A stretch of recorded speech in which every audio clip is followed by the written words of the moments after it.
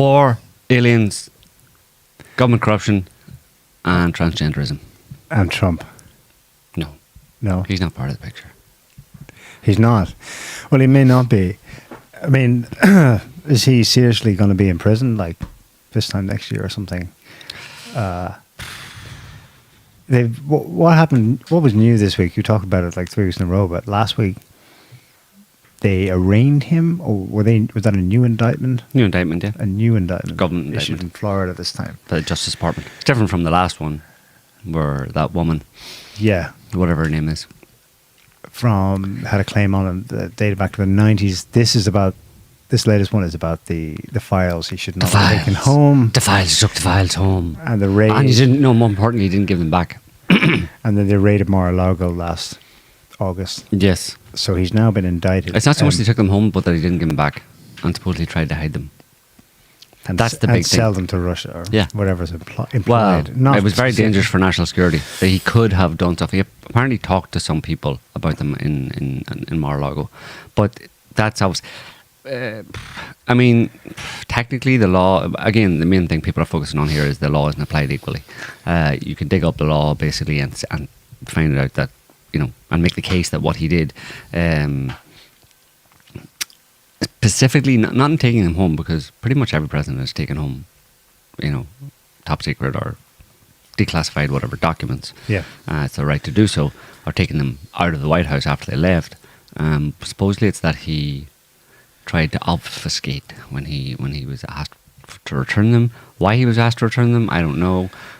It doesn't really make any sense. Of course, you can find laws, whatever, that claim that he has infringed those laws and therefore he should be put on trial. But again, you go back to Hillary Clinton and you go back to Obama or several other presidents and who were in a similar situation, let's say, or could have been accused of being doing the same thing, but weren't. So really, at this point, I don't care. I mean, if everybody knows that Trump, everybody who doesn't like Trump thinks that he's evil, wannabe dictator, and therefore any means necessary, fair or foul, are justified in attacking him and taking him down and preventing him from becoming president again, right? If people would just be open about that, I would be okay. It would be like, listen, you're applying the law selectively, admit it. This is a political witch hunt, admit it. You may feel you're justified in doing that. In the same way, for example, it would have been justified, let's say, to do the same thing to Hitler in the 1930s, right? No one would have complained about bending the law or, applying the law selectively to Hitler, that kind of stuff. But I wish they would all just be open about it, rather than try and make the case that Trump actually officially, by all standards, is guilty of some criminal activity here, and therefore it's all above board, and they deny the reality of the fact that this is a political witch hunt. I'm fine if people want to do a political witch hunt because they don't like him, because I'm past the law being representative or applied equally in all cases. I'm long past that, right? I realize that these days there's not really a working justice system, especially at this level of political intrigue and stuff, a high level of political intrigue. So fine, but just be honest about it. Don't try and bullshit me with some nonsense that it's all fair and above board. It's not, obviously. It's a political witch hunt. But go ahead, do it. Yeah. We're talking here about the favourite to win in an election against the incumbent. Yeah. Yeah. Everyone knows, though. Everyone knows. It's funny that, you want them to just... Media, when I say they, I mean media and pundits and stuff. Break the fourth wall and put the narrative down, and everyone just talk about it honestly. The thing is, everyone in the privacy of their in-group does, so we know they do. We know they do in 2020 when the kind of recordings of Zoom meetings came out showing that big media people, reporters, media owners were having Zoom meetings with activists about how to manipulate information in the run-up to 2020, which obviously included the Hunter Biden laptop, but not only, on all issues. In their meetings amongst themselves, they understood very well that, in fact, we're likely conspiring here against the people's favorite, who would ordinarily win. But And we have to do, we're in the engaging- interest of democracy, We're engaging in censorship. In the interest of democracy, we're engaging in censorship. because the people can vote. One of them actually said it this way: the people can vote the wrong way sometimes, and we can't let that happen. Yeah. In the interest of democracy, we're engaging in censorship and covering up truthful information and peddling lies in the interest of democracy. That's democracy. That's, I mean, they're open, the whole Twitter files thing and stuff that's come out since that about, the CIA and Hunter Biden's laptop. Make it clear that these people have a very vague, loose definition of what democracy means and what truth and justice mean. It's all very relative and selective in any given situation. My problem with them is that they're not honest about that. They're not open about that. Which, again, I can understand that as well, that they don't want to be open about the fact that they're lying.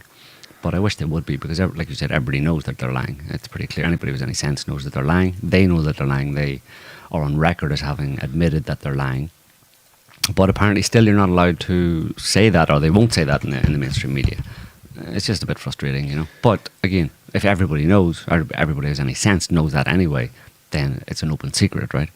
The media tries to pass off this kind of like this narrative of everything being cool and honest and above board, but everybody knows that's not the case. So why do you even bother? Why do you try anymore? Unfortunately, it's not just the media. It's now, up till now, it's been trial by media. Well, with the exception, of course, of the investigation by Robert, what's his name, Mueller, which was in the US as kind of a semi-legal investigation of an official or an organization, and it results in it has the power to subpoena, to enforce, to get testimony from people and so on, and it can come up with recommendations. It resulted in some real criminal implications, like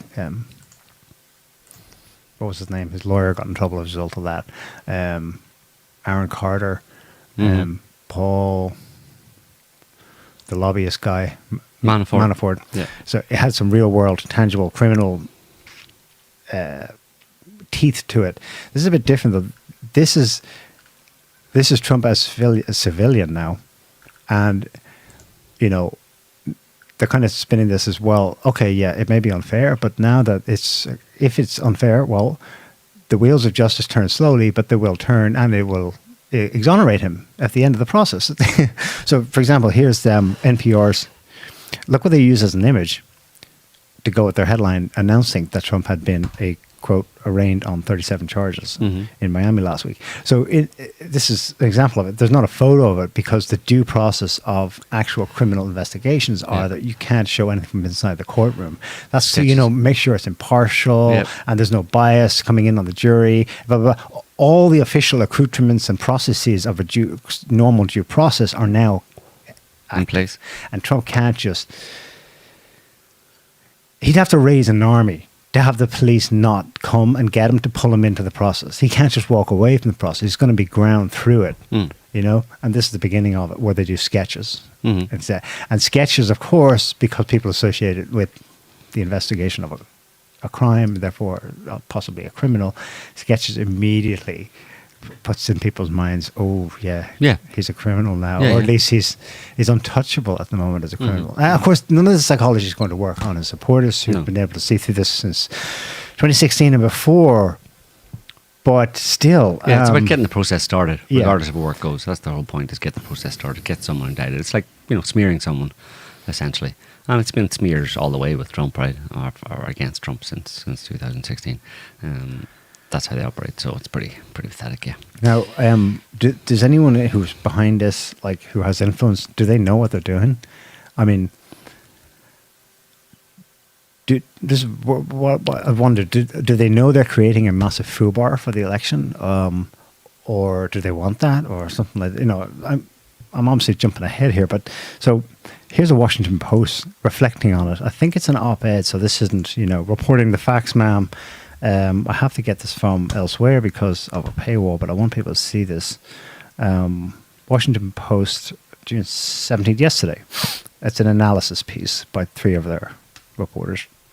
Headline: Trump's indictment plus candidacy could endanger democracy and the rule of law. And I know That's them, the pot calling the kettle black, etc. But the article is at least semi-cognizant of the dangers of putting Trump up as a criminal and or ruling him out of the race. So if you scroll down and read the first few paragraphs, America's institutions have been attacked repeatedly over the past half dozen years, thanks principally to the conduct and actions of Donald Trump. Actually, no, we know it's bullshit. It's thanks principally to the conduct and actions of the CIA. The next 18 months could further undermine confidence in democracy and the rule of law. You see, they're right. They're right in their... That's an objective process that is going to happen as a result of this. They're cognizant of this. As the former president seeks to return to the White House while defending himself against federal and state criminal charges. And they compare it historically with other epochs, not since the Vietnam War in the 60s or perhaps the mid-19th century. Before the Civil War, has the country's governing structure faced such disunity and peril? They know this is so polarizing. They know what they're doing. Given the unprecedented nature of a federal criminal indictment of a former president, compounded by the fact that Trump has been charged by the Justice Department in the administration of the Democrat who defeated him in 2020. I mean, they know, right? This looks really bad on paper. Biden is knocking out his main opponent, right? And who is his likeliest general election opponent in 2024. Scholars, legal experts, and political strategists agree that what lies ahead is ugly and unpredictable. Like, no shit, Sherlock. The question is, are you willfully bringing about? Or am I thinking ahead too much? And for them, it's just purely like, Trump. It's yellow journalism. It's despicable, scurrilous yellow journalism, which most of the mainstream media engage in, which is they actually create a situation. They have all of it, particularly the leftist media, have all conspired over the past 7 years to create this situation where Trump is being indicted in the run-up to an election. And now they're doing objective analyses of it. Yes, this might be a problem here. You know what I mean? It's like someone who comes in and like burns down your house and then reports on it and says, yes, this tragedy happened in this house. What are the implications, and the poor family and this and that and the other, and what does this mean for the neighbourhood, etc., etc., when they're the ones who contributed to setting the fire in the house. I mean, it's just disgusting, like the lack of integrity in the media and the conscience these people have. Like, they all contributed to it. In fact, they were not the prime, but they were certainly the ones who catapulted the propaganda, let's say, that was, created and manufactured by the Washington establishment, the Democrats, that kind of stuff, the anti-Trumpers in DC, and then the media just spread it far and wide and told everybody and tried to convince as many people as possible that all of the lies that they were spreading about Trump, Russiagate, all that kind of stuff, were true over the past 7 years. And now, as a result of that, this is just a follow-on from it. It's not directly related to Russiagate, but it's all of a piece in a certain sense. And these are trumped-up charges, objectively. It looks really bad, and the media is saying, oh yeah, it's like doing a bit of hand-wringing and a bit of pearl-clutching. What are we going to do about this? When they are directly responsible as parties to creating this situation. But they lament it. Go fuck yourselves. I mean, really, I have no time for those people at all. I mean, who would? How could you have any time for someone like that, Yeah. But that's... Yeah. I mean... historical comparisons. Well, late Rome went from republic to empire, when in fact it was practically imperial long before that. But it formally kind of made that shift, Maybe that's what are they preparing the ground for, the old democracy thing. You've seen the dangers it creates. We need to safeguard. We need to make the world safe. Safety after COVID. Make it safe from democracy. Yeah, we're going to protect by democracy. I don't know how they would spin it, but I think Tucker Carlson said this on one of his recent Twitter things that he's doing now. He basically made that point that specifically the point that was in that article of a sitting president, overseeing, let's say, or being part of an administration that is prosecuting his his main opponent in the upcoming elections. That's what happens in dictatorships. That's what happens in pseudo-democracies that are actually dictatorships. They basically either directly or indirectly imprison their opposition. So, yeah. Yeah. Is America a dictatorship? Yeah, America's always been a dictatorship. Well, not always, but for a long time it's been a dictatorship, run effectively by the intel organisations, the ones who have 6 ways from Sunday, as Chuck Schumer said, 6 ways from Sunday to get back at you if you piss them off. And he was talking there about a president. So the president is the commander-in-chief of America, right? He's the supreme decider, the decider-in-chief. He makes all the decisions, right? Okay, there's Congress, whatever, but ultimately he's the head of the head of the military, and he's the top guy in the country. But intel agencies, apparently, according to Chuck Schumer, and it's an open secret and has been for a long time in Washington, D.C., it doesn't matter who you are, including the president, if you piss off the intel agencies, they're the ones who call the shots, and they're the ones who can and will take you down if necessary. By definition, America is run by unelected intelligence officials. Is that a dictatorship? Yeah, pretty much, right? If there's no democratic representation in terms of the people who actually make the decisions in the country, if they're not elected by the population, they can't be fired, and they're the ones who are making decisions in secret, beyond any oversight. That's a dictatorship, no? Yes. But it's a covert dictatorship. But America's been that way for a long time, so it's like, people need to catch up, you know. Fox News fired a producer last week because they held him responsible for on the Chiron. Do you have it, no? I don't know. He allowed that Biden be described as a wannabe dictator. Mm-hmm. Fox has obviously come out very much they fired Tucker Carlson, of course. Mm-hmm. Very much in sync with the regime these days. Someone also did a document leak from Fox, somewhere within the corporation, to Matt Walsh, showing the kinds of Pride Month internal staff memos they've been getting about, how to behave, how to enjoy Pride Month. This is a New York Times report on the Fox News Chiron. This is the actual. Can you?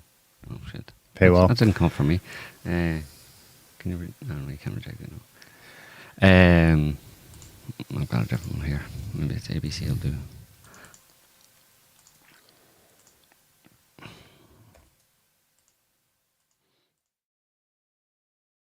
Yeah, I'm looking at it now. I'll see if I can. You have it there. Good job. I haven't seen it actually. I like that. Did you see the Chiron underneath it? Wannabe dictator speaks at the White House after having his political rival arrested. That's exactly you write. That's the actual factual truth in one soundbite put up by Fox. Yeah. And Fox probably Murdoch's whoever, somewhere high up, fires the person who did it. The executive, the producer responsible for whatever show it was, fired for telling the truth. Everyone knows, let's say it. It's like the emperor has no clothes. Shut up, you're fired. You're damaging our democracy by saying that it's not a democracy, even though it's not a democracy. Yeah, you're damaging our democracy by saying the truth about the lies everyone else should be. Like you were saying to me last night about why they hate Putin. We'll get to that in a minute. Yeah. Have you got anything more you want to add on? I mean, this is different though than a sexual harassment claim. That's a civil case. Yeah. That's a civil case. This is federal. They're very happy with this. Yeah, it's weak sauce, but still, they got it ship shape enough to make the process begin. Yeah. And he has to turn up in court. He has to defend himself. There'll be more sketches of him looking sketchy. The timing of the actual court case is up to the judge, and she's supposedly a Trump-appointed judge down in Florida. But we'll have to wait and see when she actually decides to hear the case. And how long that'll take. The timing of it would be obviously instrumental in if it's going to have an effect on Trump's chances next year. Then the timing of it would be fairly important. And it would create the timing of it can create more or less chaos in the entire system. So. It'll be funny, yeah. Obviously, Trump's goal is to just ignore it, mostly just go through the process, and hopefully the case doesn't. Obviously, there would be an appeal and all that kind of stuff if he was actually indicted and in prison or sent, indicted and given a prison sentence. He could appeal it and all that kind of stuff. But that would be leading up to the election. He'd be running possibly as the Republican candidate for president, and his goal at that point, I suppose, would be to become president, to win the election, and then he can avoid any prison time, at least for 4 years, because he's president. So yeah, it's a joke. Like America is there's a lot of jokes going on in the world now at the national level, but America really is stealing the show in terms of the level of. That Washington Post has a quote from one of their experts, Jack Goldsmith, who served in the Justice Department and at the Pentagon during the administration of W. Bush, and is now a professor at Harvard Law School. Mm-hmm. Quote, it seems obvious and clear, that it's going to be worse and probably much worse, but the form it might take and what that extreme reaction looks like is very hard to predict. Convicted or not, nominee or not, we can assume Trump is going to inflame this to the maximum, and his supporters will inflame this to the maximum. Mm-hmm. That's kind of like speaking to what they know, and the question is, do they intend it as well? Do they like? They want a reaction.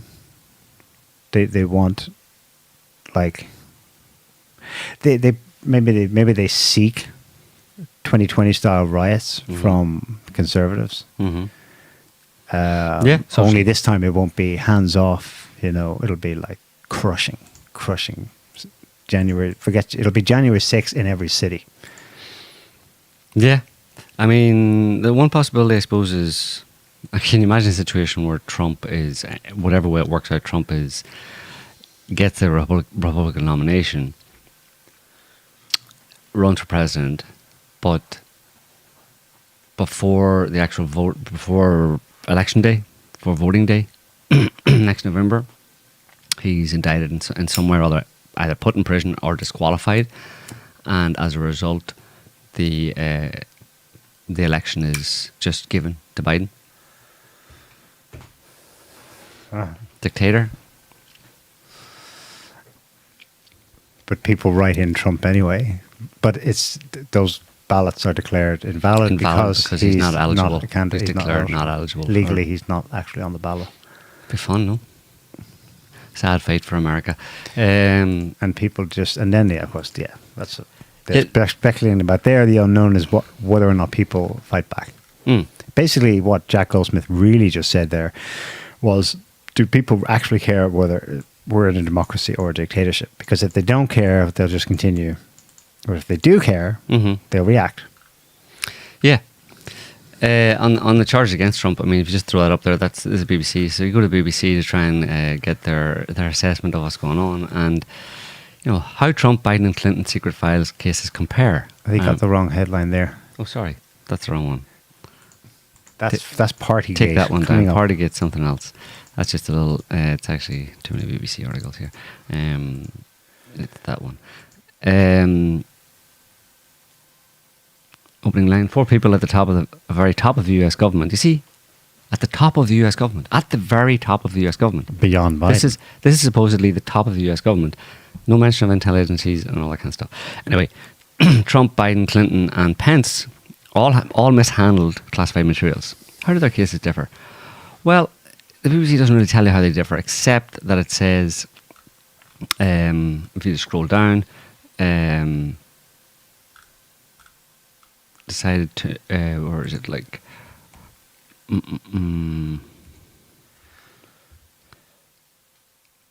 go to who led each investigation. There you go. So, Mr. Trump and Mr. Biden, both have a special counsel looking into what happened under the Presidential Records Act. White House records are supposed to go to the National Archives once the administration ends. Regulations require such files to be stored securely. Jack Smith, former war crimes prosecutor, brought an indictment against Trump, who faced dozens of counts of unauthorized possession, blah, blah. Trump-appointed prosecutor Robert Hur is looking into the Biden case. The FBI described Mrs. Clinton's actions, which is spreading around 52 classified and 52 email chains, X number of classified, top secret emails just sent on an unsecured email server to whoever, they decided that there was no case and for a reasonable prosecutor to bring against Hillary Clinton, and Mr. Pence was told last week by the Justice Department that they are not pursuing charges. But we are going to do them against Trump. I mean, and if you look, anybody can, we'll put the link in the show description, you can read that article and you get nothing. And this is supposedly the BBC who, go and really look into it, and the bottom line is nothing. If you just go down to why was Trump charged and not Clinton, there are 31 counts against the former president of willful retention of national defence information. This means the prosecutors believe he knew that what he was doing was unlawful, and they have recordings of him apparently speaking about that and the testimony of witnesses. It also alleges that he showed some of this material to people without the required security clearances. Of course, Hillary Clinton did that as well. Certainly Hillary Clinton spoke to people. I mean, it's just obviously, selective application of the law to different people, and even the BBC can't discount that or can't make a case that that this really isn't a political witch hunt. But there it is, like everybody knows, so you just carry on and whatever, suck it up, whatever. I don't know. What do? You can't say anything about this stuff. You know what I mean? Yeah. I mean, you can rant on social media if you want and shout about it, but it's not going to change anything. But the facts are that it's obviously a political witch hunt. I mean, how can people not think it's a political witch hunt if they've been paying attention over the past 7 years, since 2016, and the treatment of Trump? Again, like I said earlier on, if you really think Trump is like a wannabe dictator or is a Hitler, Biden, the evidence for Biden being that way,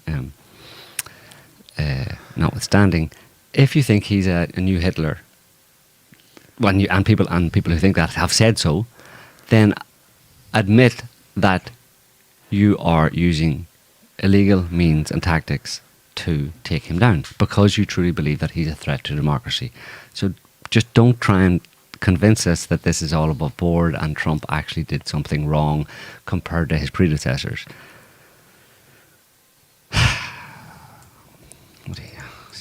Jesus Christ. Anyway,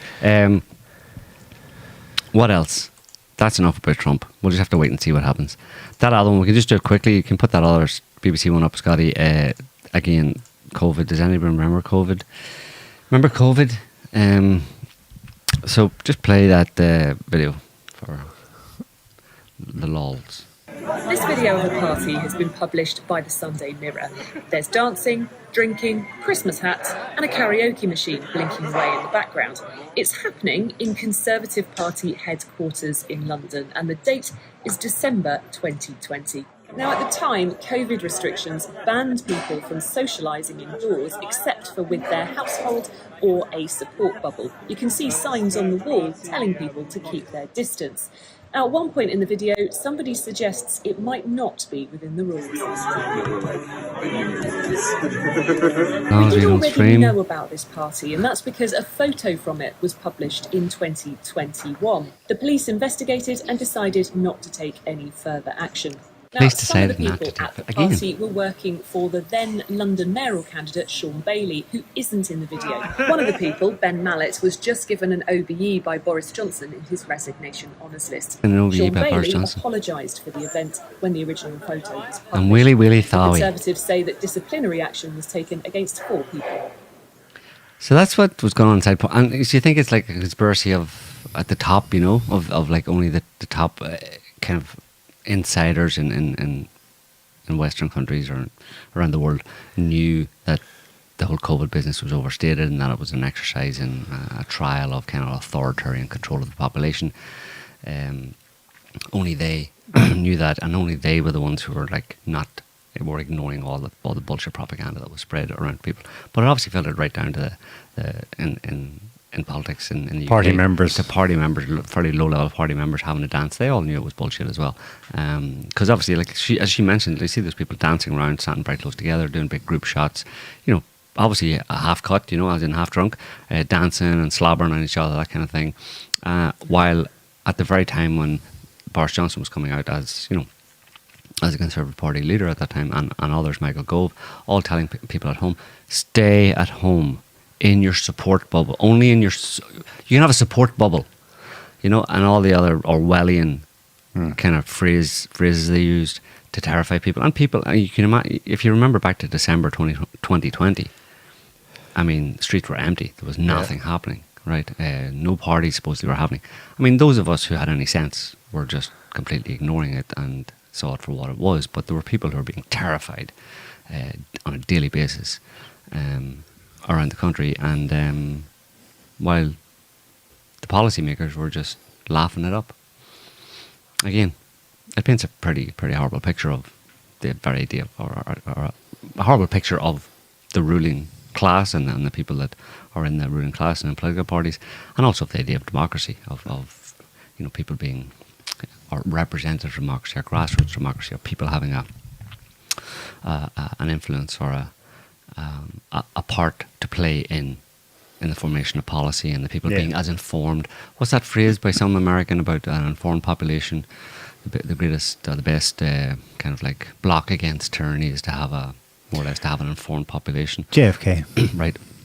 Yeah. We'll talk about his... And the responsibility, he also spoke about, in that speech, the responsibility of public officials to set a good example. So, yeah, right. So it was basically, his summation of it was that the best block against tyranny forming in any democracy or whatever, in any place around the world, is to have a well-informed population, a well-educated and well-informed population. The opposite of that, obviously, is what's been implemented and has been implemented in this example of COVID and in many other areas, Trump, Ukraine, everything, is to make sure you have an extremely uninformed or misinformed or disinformed population, because that then would, in theory, allow for the creation of the opposite of democracy, which is dictatorship or tyranny, right?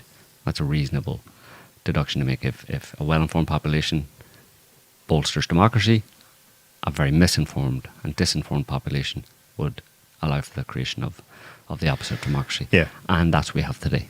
And that's what, obviously, these people have been doing for many years, have been attempting to create as disinformed a population and misinformed a population as possible by spreading lies to them directly from government mouthpieces and also through the media. Yeah. So, and also, you can't get into that room, you can't attend that party if you're not a party member. And specifically, you're not a member of the ideology. Imagine if one of them in there goes, guys, you know, we may not be scared of this thing, but we're supposed to set an example. Yeah. He or she would be kicked out of the party. Yeah, they'd be at best, and then they'd be fired.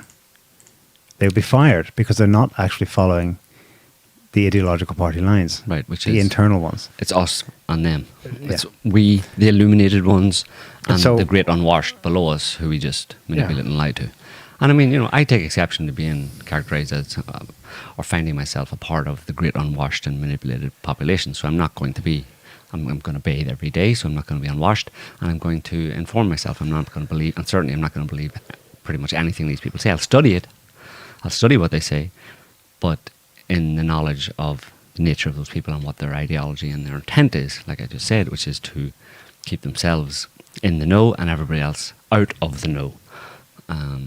So, you know, yeah, you can try, but and maybe it'll have an effect on. It'll work with many people, but there's an increasing number of people who it doesn't work on. People are slowly getting a clue. I think more and more people are slowly getting a clue, and certainly COVID was a big part of people having their eyes opened. They're like, really? But it's amazing the amount of that investment in the belief that people have in the belief of people in government being well intentioned and trying to do the best thing, and we need leaders and all that kind of stuff, and they're looking out for us. The extent of people's investment and belief in that idea, it takes a lot of evidence. You'd think that some evidence would just blow that away in most people's heads, you know, it would blow it out of the water. They would suddenly have a massive awakening. But it seems it takes repeated applications of really hard lessons and hard evidence that that people in positions of power are not what they claim to be before people will wake up, because it's a paradigm shift for that to happen, and people, they don't know what do you replace it with. You know what I mean? If you want me to believe that government officials are all a bunch of self-interest, corrupt, evil, psycho-type people, whatever, just character disturbing. Amoral, anyway. Yeah, at the very least amoral. What do I do? How do I restructure my whole vision of me and society and how it works. It's not that hard. I know, but it is for a lot of people though, apparently. Because, life goes on. Yeah. You don't need them. Maybe the realization that you don't actually need them. The circus is still there. You're just not jumping through their hoops. Yeah. Yeah, life goes on. There is no catastrophic existential crisis. No. It might feel that it feels that way, and then that's why the incipient realization is thwarted, and they repress it, But if they would just allow it, it's fine. You still have family members, you still have neighbors, you still have a job. Community. If you didn't get in trouble and start ranting about it or something, life goes on. Yeah. I'll just segue into Ukraine here. I mean, is this even news? I think we've talked about it before, but well, the counteroffensive's being obliterated. The counteroffensive is, it's pretty bad. Actually, we'll go to let's just go to this one. I kind of summarized. Putin said at the St. Petersburg, what's it called, Economic Forum? Yeah, SPIEF now for short, St. Petersburg Economic Forum, yeah. Yesterday? Right, yesterday, yeah. Or it was over a few days leading up to Friday. And this is kind of the main points. Putin said the Russian Federation will attack F-16s even if they're not located in Ukraine. I said that 5 Patriot complexes were destroyed near Kiev. That's what we talked about a few weeks ago. And we talked about there being 2, maximum 3 destroyed. He says 5. It's hard to know. There's very little video evidence of it other than apparently one of the Patriot missiles shooting off about 30 or 35. They're rounding up people who share the videos in Ukraine. And the attacks in the Kremlin and the Belgorod region are attempts to provoke serious retaliatory actions by Russia, which is interesting because that's been going on.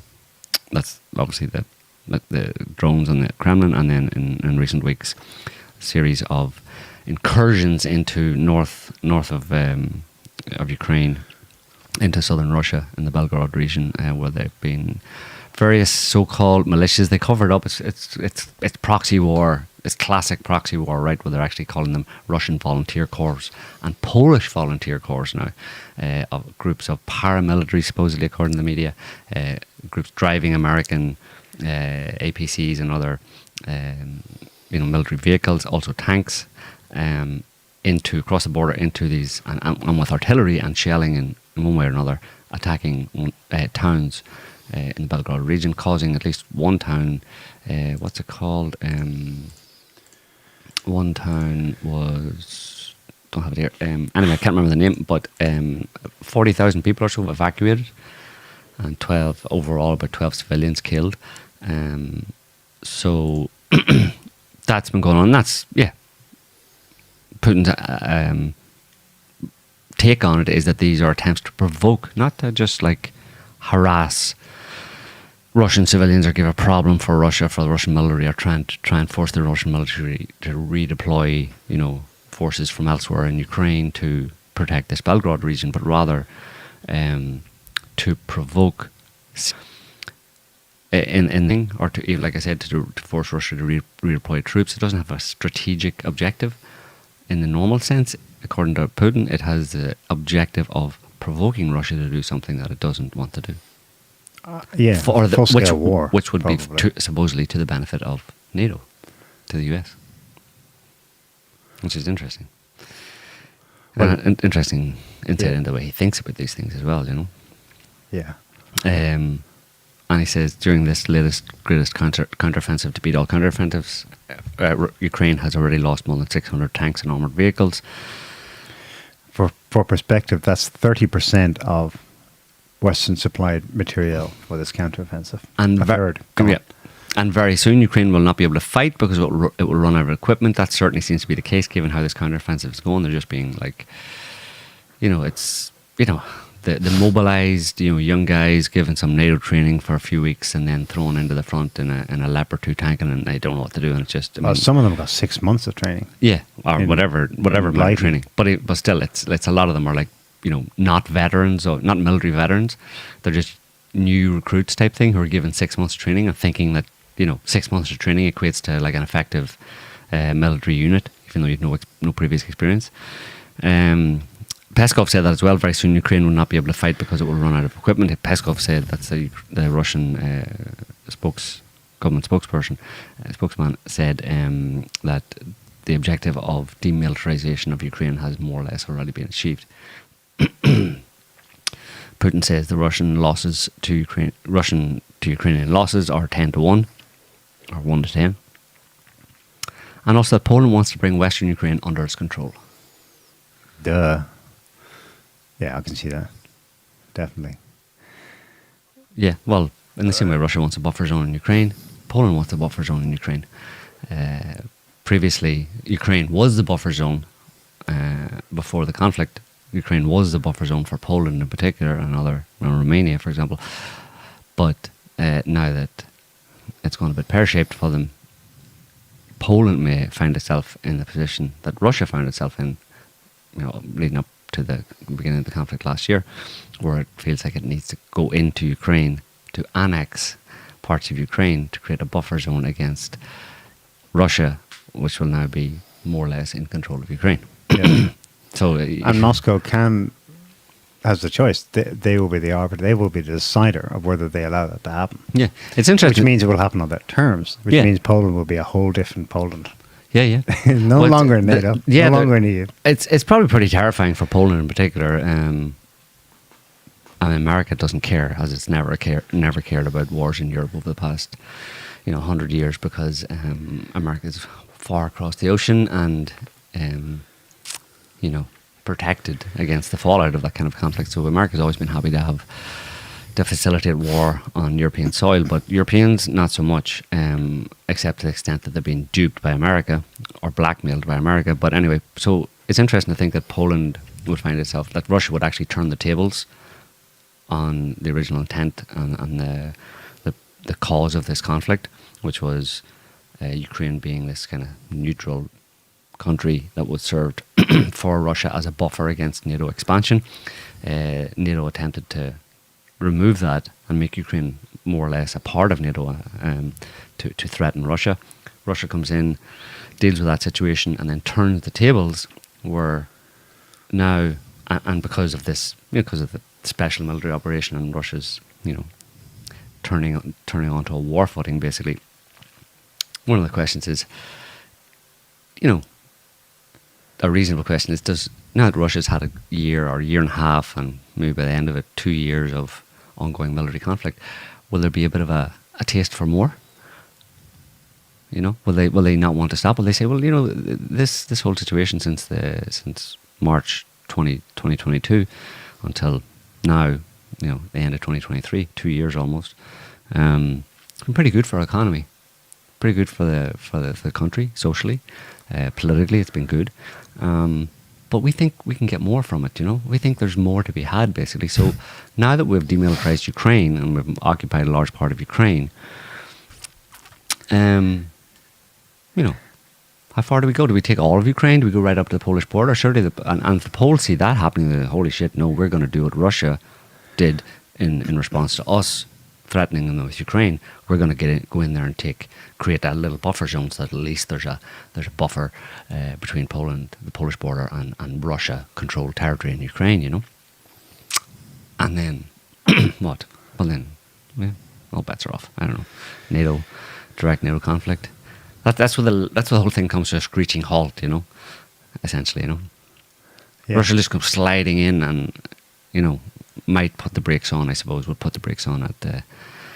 Or Poland would try and put the brakes on Russian expansion. No, it's weird, you talked about NATO expansion, now you've got Russian expansion, basically. Yeah. And it's their fault. It's a self-fulfilling prophecy, because the Poles have been yammering on about Russian expansionism since forever. Yeah. And they kind of brought it about, Well, if Putin listens to Kadyrov or Medvedev, Poland's in serious trouble, for sure. Because they talk routinely now about how far they'll go into Poland. Yeah. Just maybe they're trolling them, but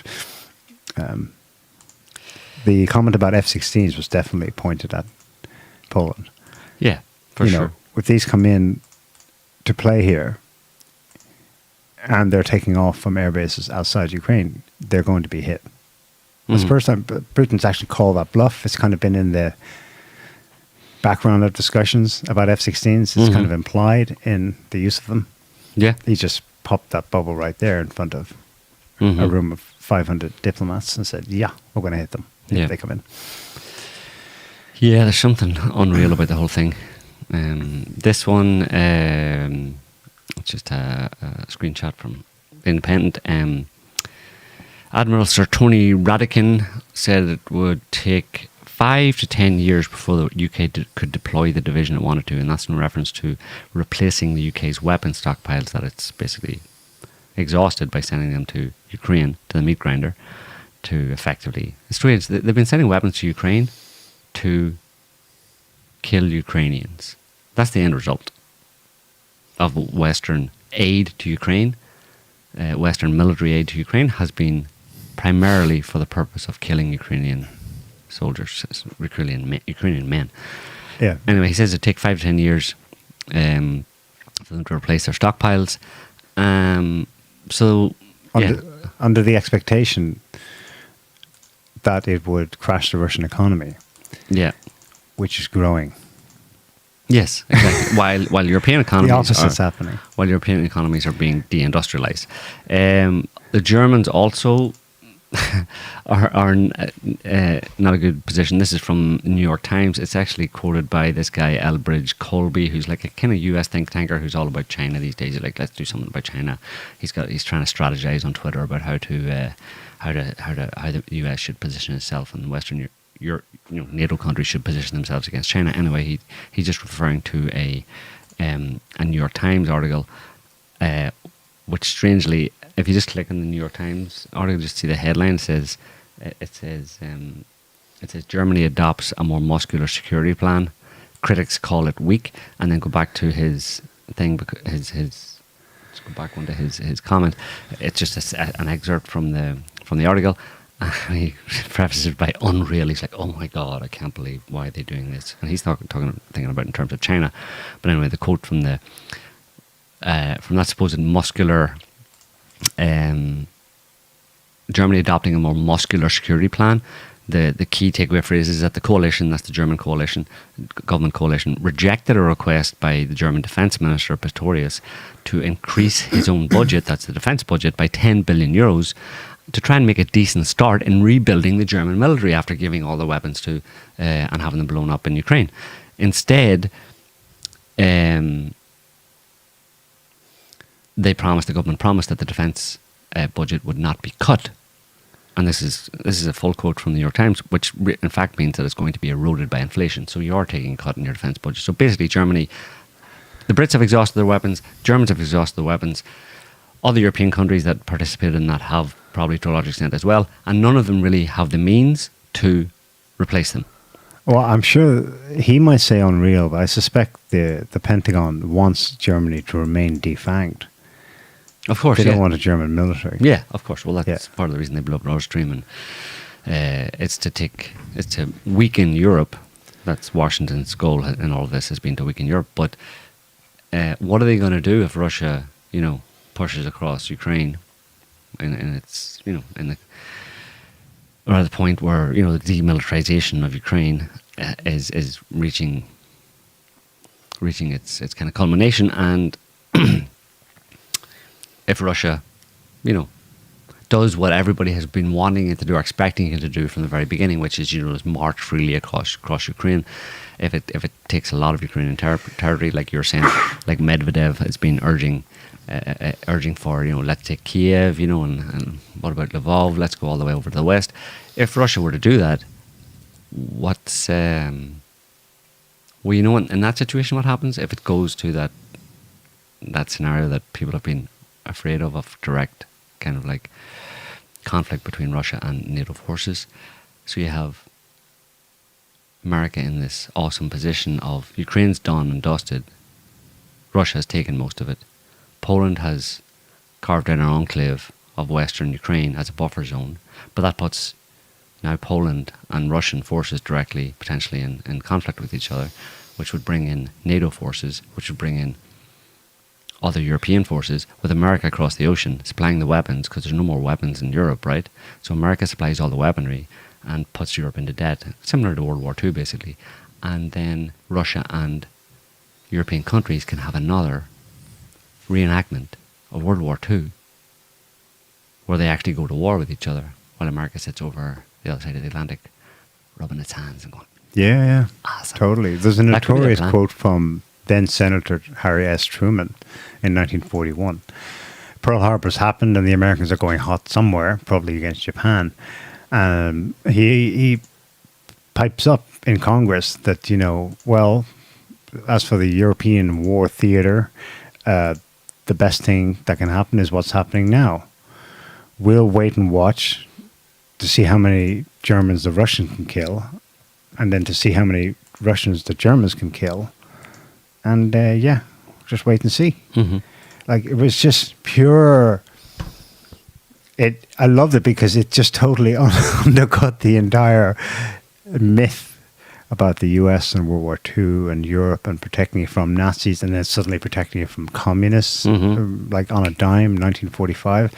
How did that happen? Well, none of them. They were both BS. It was just geopolitical interest. We don't care as long as you're both. And it's a holdover. It's kind of an unspoken principle of how to rule the world by the British Empire. Yeah. The infamous balance of power that they did kind of articulate it a bit in how to dominate the world. Balance of power in Europe was the British Foreign Imperial Office's paramount concern. If we see that the German Empire is getting too strong, we'll build up the French. If we see that the Austrian one's getting too strong, we'll provoke the Serbs to rise up, and so on and so on. Split. That general thinking prevails today, and it's what's behind that thinking is what's behind this conflict with Russia today. Yeah. And it's interesting. It's it's the Brits, right, and the Americans. The Anglo-Saxons, as it's Lavrov Anglo-Saxons, said. but it's also it's interesting to think of the effect of geography on that. On the perception of themselves and Europe. Like, the UK is like 22 miles off the coast of, it's an island, but it's 22 miles off the coast of mainland Europe. But the Brits seem to always have had this attitude of, that's Europe. In the same way the Americans have it to a greater extent of Europe way over there, right? But the Brits are quite close, but they still have that attitude, of, like you just mentioned, like they have this attitude of the Brits during the British Empire were going to, kind of pit European countries against each other, as if, and they would be the beneficiaries, as if they're so far removed from it that they're immune to it. Yeah, which is strange, because you're really not. But it's that geography, that little bit of ocean separating the UK from Europe, seems to have that effect, where they see themselves as separate and apart from, and able to, It's not just geography, because otherwise the mindset. Irish would have taken over the world. Well, there's not enough of them. But there were at the time. Just before the famine, the population of the two islands was roughly the same, 12 million. But we didn't see the Irish. Yeah. Okay. There's more to it than just geography, but geography is a part of it. It seems. India, Yeah. But it's a part of it, yeah. Yeah. But the Brits it's definitely taking the whole. Definitely, you can talk about it today, I suppose, with Americans. Yeah. The two oceans, they've ended up being like a people apart. Yeah. As what's said about the Israeli Jews, Mm. But the Brits and the Americans are hand in glove on this, like more so than anybody else. They seem to be the ones who are really pushing for this conflict. Like, I mean, the origins of it. If you just go to that, this is a Washington Times, or sorry, it's not Washington Times, Foreign Affairs, and just search for divide and conquer. On that one. So this is just a history of it, just so people understand what was going on at the time. This was so Russia invaded Ukraine in March 2022, 24th or 25th, whatever it was, in March last year. Less than a month later, there was a kind of moment for negotiations. After Russia declared its obvious intent to invade, and did invade, and was in Kiev, there was a moment where there was a negotiations meetings. You probably remember that there were meetings going on, and they were hosted by Erdogan, by the Turks, to between Ukrainians and the Russians to say, okay, listen, do we actually want to go here? We've started, but do we want to go here, or do you want everything's mobilized. Do you want to do it? And see this out? And there was an agreement signed. I'll just read from here. Despite calls by some for a negotiated settlement that would involve Ukrainian territorial concessions, Putin seemed uninterested in a compromise that would leave Ukraine as a sovereign, independent state, whatever its borders. According to multiple former senior US officials we spoke with in April 2022, Russian and Ukrainian negotiators had appeared to have tentatively agreed on the outlines of a negotiated interim settlement. Russia would withdraw to its position on February 23rd when it controlled part of the Donbass and all of Crimea, and in exchange Ukraine would promise to not seek NATO membership and instead would receive security guarantees from a number of countries. And then it goes on to say, but by July, Lavrov said, it's that the geography is different. It's not just our deal. The deal that we offered, basically, where we would retreat to just part of Donbass to secure the Donetsk and Luhansk People's Republics and keep Crimea, and the rest of Ukraine can be sovereign. That's not possible anymore. But that's kind of jumping ahead, because this is from an unimpeachable source, at least from the point of view of it being accused of being Russian propaganda. This is from Pravda, pravda.com.ua, so Ukrainian Pravda. And on that one, if you just search for as soon as the...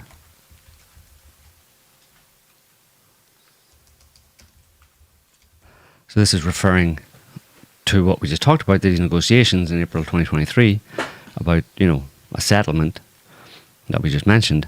As soon as Ukrainian negotiators and Abramovich and Medinsky, following the outcome of Istanbul, so it was Istanbul where it was kind of hosted, had agreed on the structure of a future possible agreement in general terms, which we just mentioned, Donbass, Donetsk and Luhansk People's Republic and Crimea kept by Russia, and the rest of Ukraine, which is the vast majority of Ukraine, would be Ukrainian but sovereign and independent. And there was all sorts of stipulations about the amount of the military they would have. They were allowed to. The agreement was no more than 250,000 personnel in the military, and a list of all the different tanks and all that kind of stuff. Basically neutrality, right? But Ukraine gets to be a country and doesn't have a war, right? But as soon as that had been agreed on and it was signed by the Ukrainians, UK Prime Minister Boris Johnson appeared in Kiev almost without warning. Johnson brought two simple messages to Kiev. The first is that Putin is a war criminal. He should be pressured, not negotiated with. And the second is that even if Ukraine is ready to sign some agreements on guarantees with Putin, they, the Brits, are not. Yeah. We can sign an agreement with you, Ukraine, but not with him. So that's bizarre. You have a country who's has been invaded. Yeah. Total war hasn't started. You have an opportunity to prevent it. A delegation from the Ukrainian government meets with the Russians. They come up with a terms of an agreement. That was in Belarus. Yeah. And Gomez or something. Yeah, there was a few, but there was Istanbul around the same Istanbul time. came later, and Putin talks about it next. Yeah. I want to show that next. But the Brits come in and say, you're not allowed to do that. Like, the Brits actually say, Putin, like, quoted here anyway, Boris Johnson is saying, you can sign the agreement, but we won't. And it's like, what are you talking about? This is an agreement between two parties. What do you mean you won't sign it? What the hell are you talking about? You're not. Your name isn't going to be on it anyway. Because Ukraine was already a zombie state. Right, exactly. It was entirely beholden to right. British American interests at that point.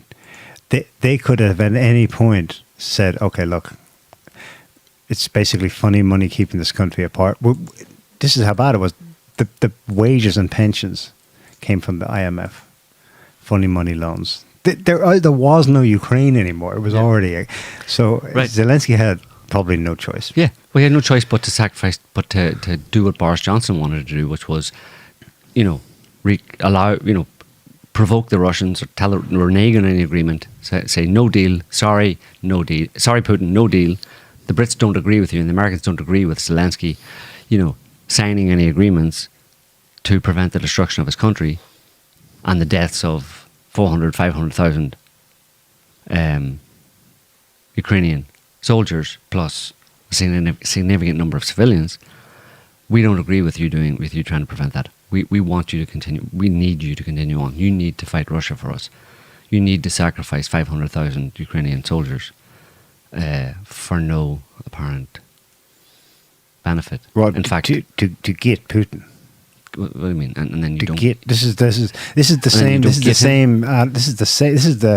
If war is politics by other means or extended, out where it goes to. Well, what they're doing to Trump now domestically, this is what they're doing to Putin via Ukraine.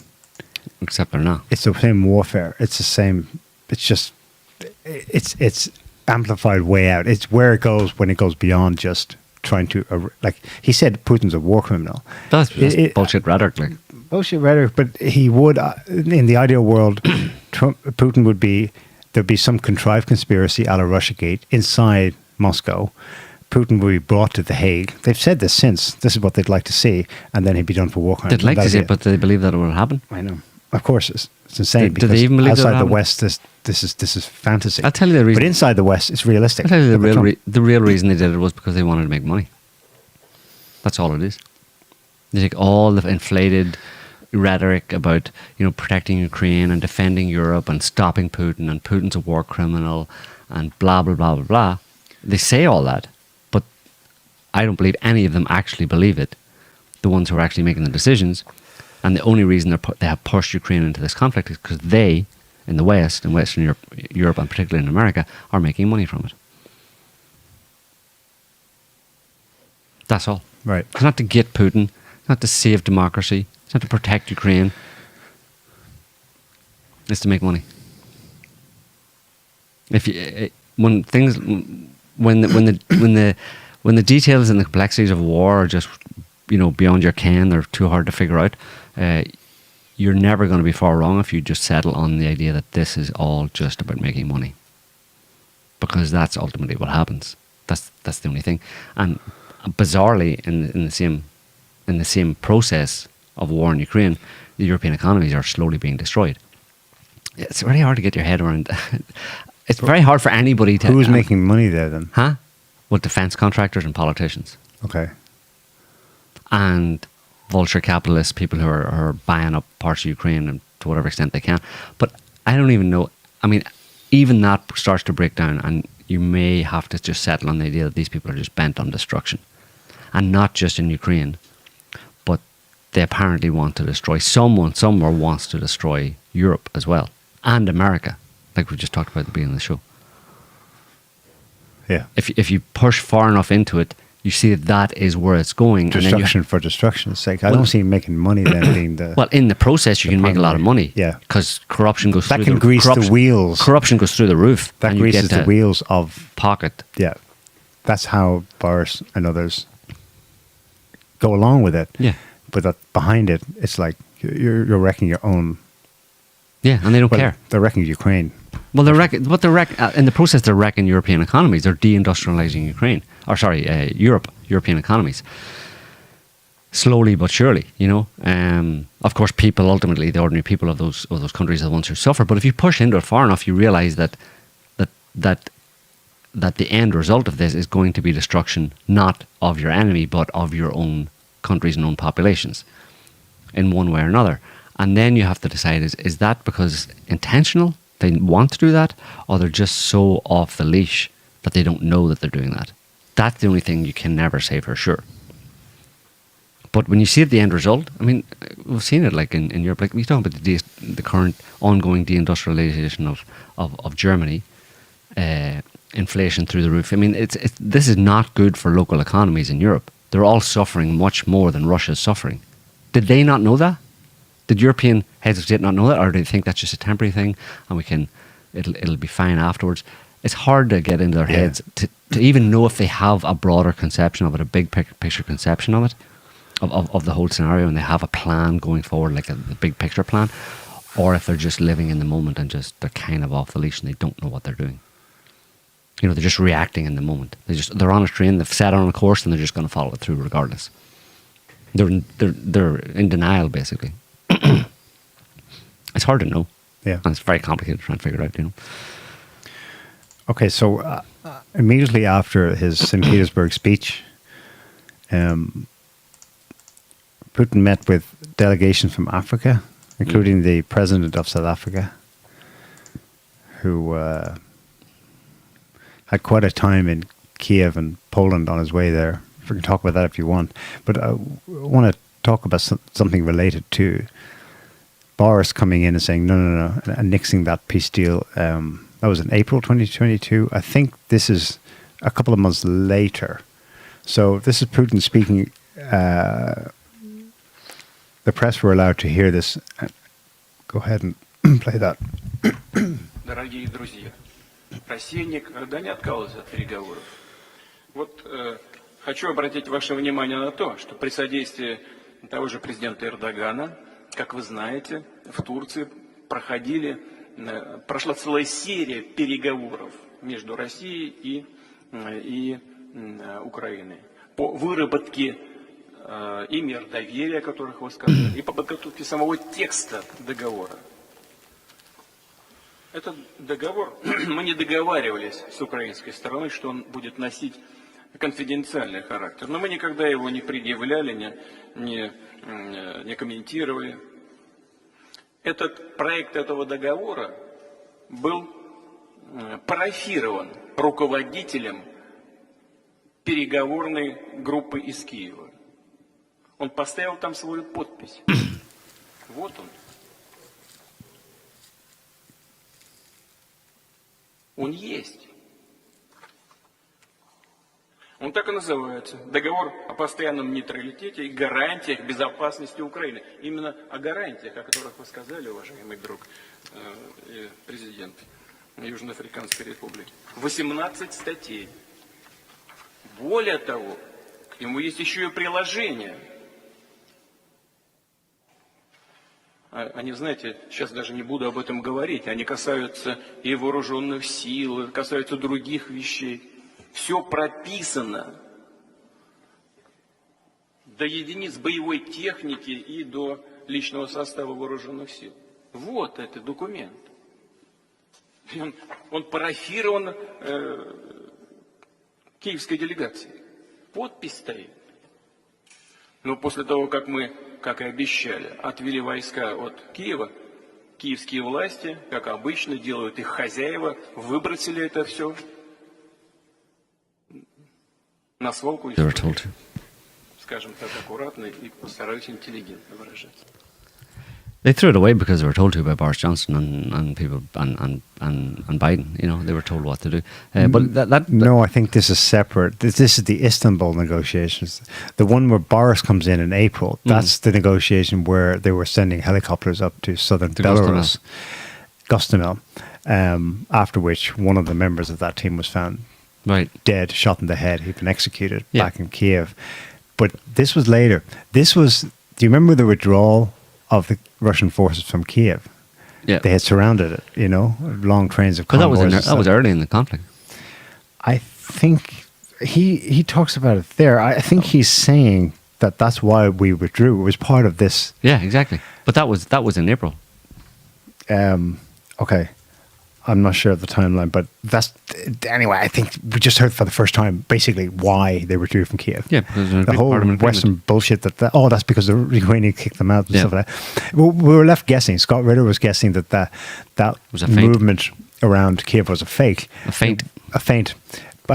Whereas in fact, trusting Putin's words here, they withdrew because a deal was underway, and then they immediately renegade on it. So I think that was. I think that's afterwards, because the other one that Boris Johnson nicks is where everything's mobilized, but nothing's actually really happened yet. That was in April as well. The war had been going on 6 weeks.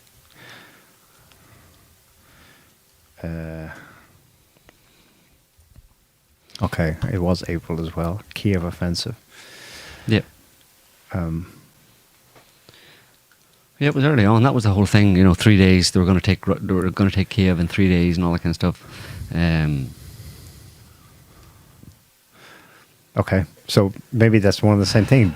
Boris Johnson arrives unexpectedly in Kiev. No, don't do this. Yeah. And he must. Yeah, of course, that makes sense, because he would only arrive in Kiev after the Russians had left. It was too dangerous to go in before that. Yeah, and it was by July, and that other in July were where Lavrov said, like, listen, that's all done now. So 3 more months had passed. Imagine, 2 more months had passed, maybe 2 or 3 more months until July, when Lavrov said, like, listen, this is done now. It's no longer what we offered before in April, which was the Donetsk and Luhansk People's Republic in Crimea for sovereignty over the rest of Ukraine, for Kiev, and that's the end, no more conflict. That's not on the table anymore, all because they threw it in the dustbin. And now it's Zaporizhia and the other three, Kherson, Zaporizhia, Donetsk. What were the other two? Just the two, Kherson and Zaporizhia. Yeah, it's those two as well now, basically, and that was July. You know, so at that point it was done. It seems like there was only one real primary opportunity where an agreement was actually signed by the Kiev authorities, the Kiev delegation in April, and it makes sense. You know, Russia had declared its intent, had moved in, and had shown what it was intending to do, and it gave an opportunity to say, listen, do you want to do this or not? And there was doubt, obviously, in Kiev, and they decided to come to the table and talk, and they had actually agreed on that as a resolution of the conflict, that there would be no conflict effectively, whatever had gone on up until April. So not even it was only a month in. Whatever had gone on up to then would have been the end of it, and Russia would have been happy to just stay with Donetsk and Luhansk and Crimea as long as they fulfilled the obligations within the treaty that they actually signed, which was kind of self-demilitarization. To limit the number of forces specified in this. Number of equipment. They would be given security guarantees by various different countries, obviously including Russia, probably primarily Russia. So it didn't sound good. It might not have sounded very good to Ukraine, but at least they would have had independence. It would have been putting it back to pre-2014, pre-Maidan. The status quo there under Yanukovych, which was that Ukraine was mostly friendly, naturally friendly, historically to Russia, with connections, ethnic, social connections and cultural connections and business connections with Russia going back many decades, and just keep Ukraine as this kind of non-aligned, in that sense, non-aligned state. Militarily non-aligned. Obviously, it would have been far better than what they have now and what they're going to get, which is much, much worse. And Kiev, obviously, some sane heads in Kiev said, okay, that sounds, based on what we imagine might happen if we go to war with Russia, probably what you're offering and what we've signed is a better deal. But the West had different ideas. The West had the idea that, Ukraine was going to sacrifice hundreds of thousands of soldiers, many towns, and maybe a large part of its territory. For what? To sell weapons? Yeah, that's one of the factors anyway, was to, listen, there's not... Bojo and Biden and a few of the others, but primarily Bojo and Biden, basically the British deep state and the American deep state said, listen, there's a golden opportunity for here to empty our stockpiles of old weapons and, give Russia a problem. But really not, like, in that sense, impose sanctions, steal Russian reserves, 300 million supposedly. Billion. Sorry, 300 billion. That factor of just personal profit, for me, always looms large in these conflicts, in terms of the decision making of the people who aren't directly involved in the conflict, who are just supplying the weapons for it.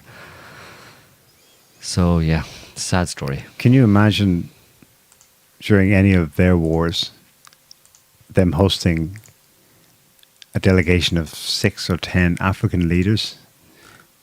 That's a signal. That's more than taking them seriously, like to come to Washington or London, and at least going through the show of yes, let's sit around a round table and you give me your concern and give me your ideas. I'm interested. Yeah. Can you imagine Boris Johnson, even just going? Putin didn't just do it for show. He used the opportunity to produce the document, and they see them there with their open mouths, and they're all shaking their heads. Oh, right. There's no way you can't negotiate with Kiev, right? Because they're controlled by the West, and those people know very well. Most of those African leaders know very well what he's talking about in terms of but they know very well in terms of their own experiences of them and their predecessors of interactions with Western powers, with America and the UK, or France. Yeah. Um, Lavrov never misses an opportunity to frame it as you just did, Anglo-Saxon. And obviously that's not used as an ethnic slur, or it's not even very specific. It obviously means something specific to him. Here's the RT right above it. I guess he said it at the St. Petersburg Forum. The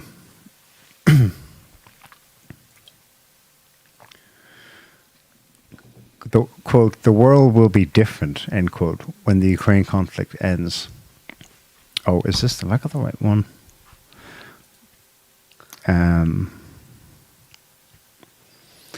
Is it in there?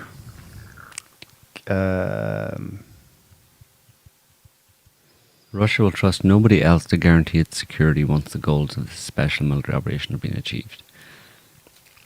I thought I had a different headline where he's like, Anglo-Saxons control the West. Well, that's interesting. Though. By the time the conflict in Ukraine is resolved, Kiev will have accepted the loss of its former territories, whatever they are, and Western-led globalization will be dead. Oh my God. Yeah. Well, yeah, okay, I'll go to a more general point. Between him and Putin at this conference, does their supreme confidence not strike you as like, it just stands out. I mean, it's such a contrast to like the Western. Obviously, the Western reporting is shite on the war. It has been since the very beginning. Putin's sick, Putin's dying, Putin's about to be assassinated, Putin's about to be over there, blah blah. Yeah, we expect them to hype that up, but the contrast with the reality of him calm as a cucumber, saying that, like Lavrov, the world will be different. Putin says that in his speech, they wouldn't talk to us then. Well, they will after, when this is over. They being, the Western powers. Mm-hmm. The ugly neo-colonial system is dead. In his speech, Putin said, it's not an ideological position per se, because factual. Putin isn't like willing a new world into being. He's like so confident that this is going to go their way because he has the correct objective assessment of reality. Mm-hmm. That's what it is. Now in the West, it comes across, it's so jarring to people, to Westerners, that they go, he really is like a crazy kind of mastermind, like a meta arch villain psycho character, really, because the way he's helping to bring about his ideological view of how the world ought to be is through sheer force of will. And he's got supporters, and some of them are here in our midst in the West, and they're crazy kooks. Jesus Christ, his cult of personality is spreading everywhere. I was talking to my neighbor down the road yesterday, and he referred obliquely, and I got the sense from him that he supports Putin. And, oh my God, it's everywhere, the psychological effect is happening on Westerners. And I use that term not so much as simply an individual who lives in, quote, the West, but believers. Mm-hmm. Subconscious, passive believers in, like the goldfish in the water bowl, who are like, what water? They're steeped in the ideology and the beliefs of the media. They must hear Putin's and watch his manner and his calm certainty that the world is changing, that in fact the old order is dead. It's already, he's declared it's dead, and they must think like, he's crazy. He's crazy. But they see it happening, and they get more and more anxious as they see pieces being put in place that point to it actually going in that direction. And they can't see it. I mean, you have to allow for just self-delusion being very strong in this situation where the Americans, the West, believes that it can continue on forever, that the band's going to make it, it's going to somehow, some way it's going to, they're going to prevail, and it won't all collapse. But, I mean, look at, this is only a small point, but this is crazy. You talk about, the gas was a problem last year, gas prices, particularly after Nord Stream and all that kind of stuff. And then the effect that has on industry, and particularly German industry, but European industry and global industry. And then it all calmed down because they stockpiled gas and all that kind of stuff. This is futures for gas. Look at the difference and this is, look at the end of the graph there, inside a month. Inside a month, they went from less than 40 to more than 130 in less than a month, the price of gas. And then the graph itself shows the kind of volatility in the market from month to month type thing. You know, Yeah. that in previous years, those you rarely see a graph like that. You know what I mean? Over a year, like, you know what I mean? It's very stable. You know, the gas prices are stable, but that volatility suggests that there's been permanent damage in that sense too. You know, they talk about the market sentiment. The Yeah. market is spooked type thing. Well, it's no less spooked. Doesn't matter how much reserves or how much reserves you stockpile, you know what I mean, and you fill up your tanks basically in different European countries in preparation for winter. The market seems to think that this is not going away and that it's coming back. It's gone into a terminal decline basically in that sense, where it's always going to be all over the place, and any little thing can cause massive spikes in prices of energy prices basically, because they also, I suppose, they're informed and they see or they feel or whatever that there's big changes coming up, and this isn't just a blip. This Ukraine conflict isn't a blip. This Ukraine conflict is a sea change in the global order, and with that comes a massive amount of chaos, mainly because of the reaction of the West, because they won't accept the change towards a multipolar world. They're going to fight it all the way. They're going to blow shit up all over the place. Yeah. Putin said in his speech that, he was certain that this is going to come to pass. He said that this will be turbulent, but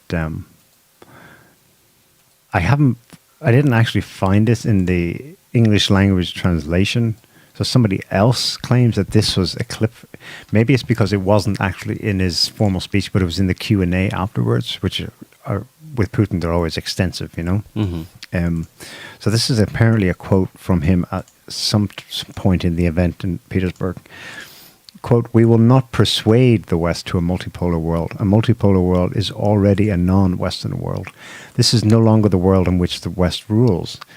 Its establishment will require a long confrontation and a lot of perseverance, so that the West in deeds and not in words comes to terms with this historically new reality for it." The only time I've ever heard something like that was from yourself. Jesus Christ. Joe Quinn, no less. A year ago, you were trying to calm me down and explain, like, I was like, but they keep saying it's existential, and NATO's going full black. It's going to be nuclear holocaust, you know, because the two things cannot mutually coexist on this planet. And you're like, they're going to come round. They're going to. You said something like that. They're going to come round, and their actions are going to. They're going to have to fit. For example, there's a mad gas rush or diesel fuel rush for Europe. Demand is just the same as it ever was, and supply also is the same as it ever was, but it's not directly allowed to come from Russia. Instead, it's been coming through India and Morocco and Saudi Arabia. So Egypt. That's an adaptation. It's a shitty one, but we'll get there eventually. It's an adaptation to the new reality. That has had the result, because it's going through other parties or the volumes are increasing, whether it's one or the other, of increasing Russia's income. And bringing other from Russia's economy is growing because bringing other countries into the benefiting other countries economically, which is part of the multipolar world, which is multipolar world concept as espoused by Putin and Xi, that everybody gets a bigger share of the pie, everybody cooperates and gets more money. So the Europeans cut off their nose to spite their face and stop buying Russian gas and oil, right? But they don't, because they need it. You can't just stop. I can't just stop buying fuel for my car because I can't drive anywhere. I need it. I may not like the local gas station, but I'll get it from somewhere else. So Putin says, okay, you don't want to buy it from us, that's fine. We'll sell it to Egypt or Morocco or India or any other bunch of other countries we do deal with. We'll sell our gas and oil to them, and you buy it from them. And they will now act as a middleman, and they'll get money, and we're willing to take that because we'll sell it, because we'll just add on the price for you. It'll cost you more than buying it from us directly, but apparently, because of your ideology, you're willing to pay more money to buy quote-unquote non-Russian gas simply because it's been sent from Russia to Morocco. Morocco stamps it as Moroccan gas and then sends it to Europe. And you're willing to pay that extra price. That's great, because you know that extra price you're paying, that's going to Morocco and Egypt and other countries. And that's part of our plan, which is to benefit other countries and become partners with other countries in a new global scheme. And so Yeah. But it's kind of like they set themselves up as, we're not going to buy Russian gas anymore. Oh yeah, where are you going to get it from? Yeah. Really? Are you going to starve? You're going to starve yourselves and your population? Is that what you're going to do? Yeah. Yeah, we will. Because democracy. Because democracy. And it's like, That quote is just so that the West in deeds and not in words comes to terms with this historically new reality. They're like petulant. They are going to be dragged into this. They're like petulant one children. way or the other. You know what it's like? But they might cause a lot of pain in the meantime. Yeah, they're like petulant children. It's like when kids don't want to go to bed, you know, and they keep resisting going to bed. You give them a choice, you know, or if they don't want to put on their pajamas, you know, and they resist you and kick and scream, and you say, well, okay, listen, I'll give you a choice then. You don't have to do it, right? But I'll give you a choice. I'm not telling you have to go now. Get your pajamas on now, but I'll give you a choice. You can have the blue ones or the red ones. You choose. Or you can go to bed. Okay, you don't have to go to bed now, but it's either going to be in 5 minutes or 10 minutes. So you have the choice. Well, all right then. As long as I have the choice, that's fine. I'll do 10 minutes. Okay, fine. Let's do 10 minutes. It's almost like, you know, like dealing with children, which I think, in a certain sense, has come through Russian statements on that. You know, they're dealing with, or not statements so much, but their actions. Children, dangerous, but treat them from that psychological point of view, you know. One thing just to throw in here, just in terms of what we were talking about before, is this. I just saw this. It's Visegrad, which is like a collider of news about Eastern Europe and stuff, and they're very pro-Ukrainian, but it's just formal NATO.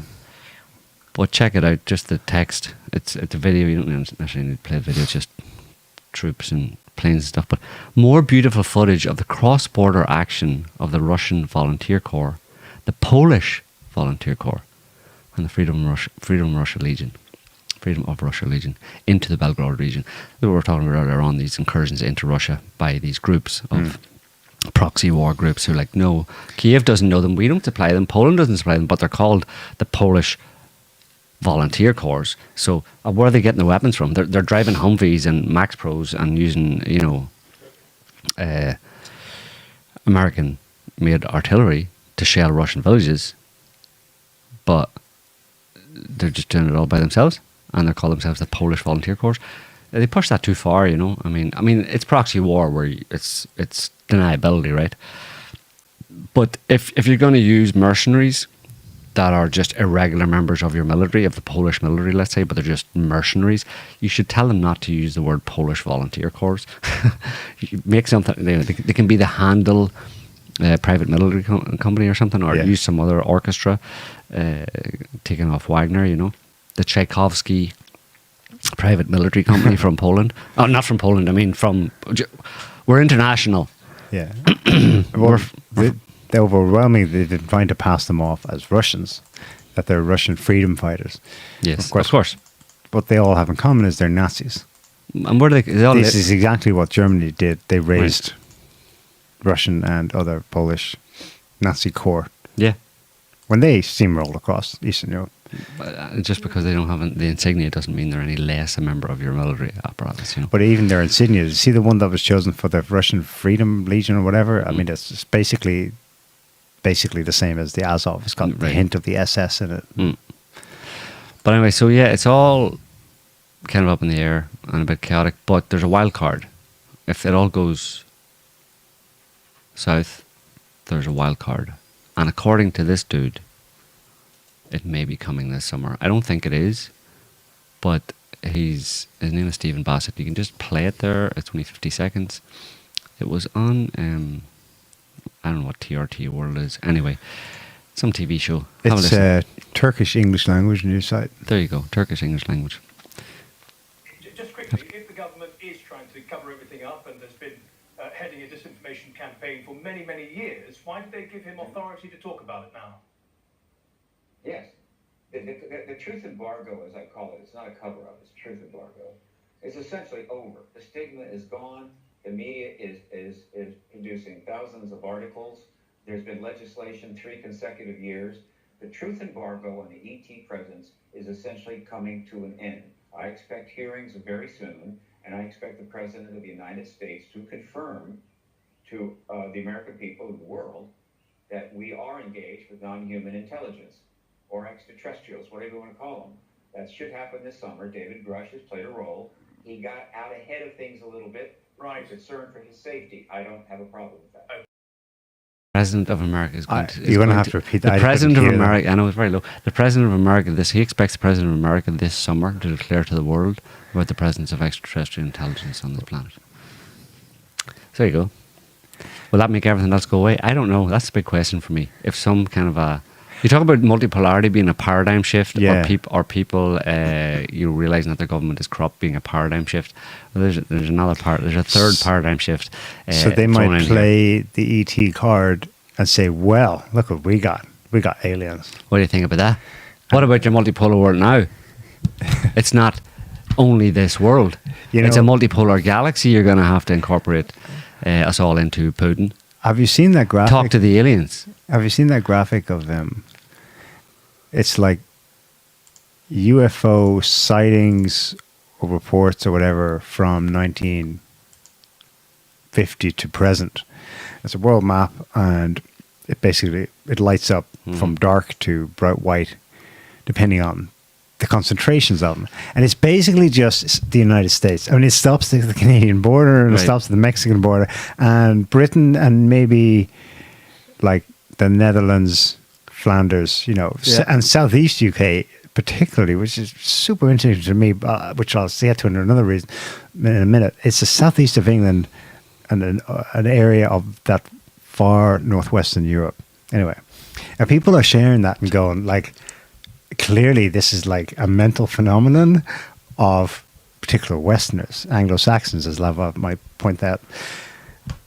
You can see why it's tempting to go there, because it's like, okay, so they're so fucking brainwashed about all these topics. They're so vaccinated. They're so immersed in Wi-Fi. They're so eating such shit food or whatever it is like that. It's a combination of toxic factors of life under pathocracy ruled by psychos, right? That this is a consequence. They're going, the population is going schizo and they're seeing shit. Right. That is, it's a very materialist interpretation, but I have sympathy for it, because you look at that and go, it does literally stop at certain borders. Yeah, but is that a true reflection of the actual... The thing is you can look at that telescope one way and then turn around and look at the other way. Or is it that there's a real phenomenon and it is concentrating itself on the body politics of certain, global hegemons, and instrumentalizing itself through them? Is their behavior as dominator types on the world who come into Ukraine and say, you can't have a peace deal with Russia, we don't agree with it. Is their principles informed by their secret masters up and above and working through them? Yeah, exactly. Their psychological profile matches with the psychological profile of aliens. If there are any such aliens, that's my takeaway, is that, just taking that map of them being predominantly in the US and the UK, UFO sightings, I would just say that suggests that in the event that there's any such alien presences announced as being true and factual on the planet, then that means that, and the fact that they have spent all these years since 1940 concentrating their efforts and their interactions with people and governments, I suppose, in America and the UK, then that suggests to me that the psychological profile of political leaders in the UK and the US match with the psychological profile of the aliens, which means I'll be giving the aliens a wide berth if they ever show up. It's a scary thought. I'll be trolling them on Twitter in the same way I troll Bojo and stuff. Boris Johnson with 0 point energy. I mean, I can't wait to troll the aliens. I want the aliens to come for only one reason. So that they have, and I want there's a caveat. If they're going to announce their presence, or Biden's going to announce their presence, and it's a reality, they need to have Twitter accounts, because I want to troll them. Because I've got a lot of information going back years, a lot of questions I want to ask, and they don't reflect very well on the aliens. Because if there's an alien presence declared on the Earth now, if it's a reality, then all of the allegations going back can be seen as at least possibly true. All the UFO reports, all the UFO interactions, all the stuff. And if you're familiar with that literature and stuff, there's a lot of difficult questions to those. What was you asking about? Missing children? Yeah, what about all those missing 411 children? Like, where'd they all go? And what about cattle mutilations? And there's a lot of other stuff. What about Mothman? What about Mothman? Are you having to do? Do you know the Mothman? Is he a friend of yours? he freaked out people in Point Pleasant. It wasn't. It's not good. Their history isn't. The history of their interaction, if it's proven to be true on this planet, hasn't been a positive one. So they're going to have to give an account of themselves on Twitter.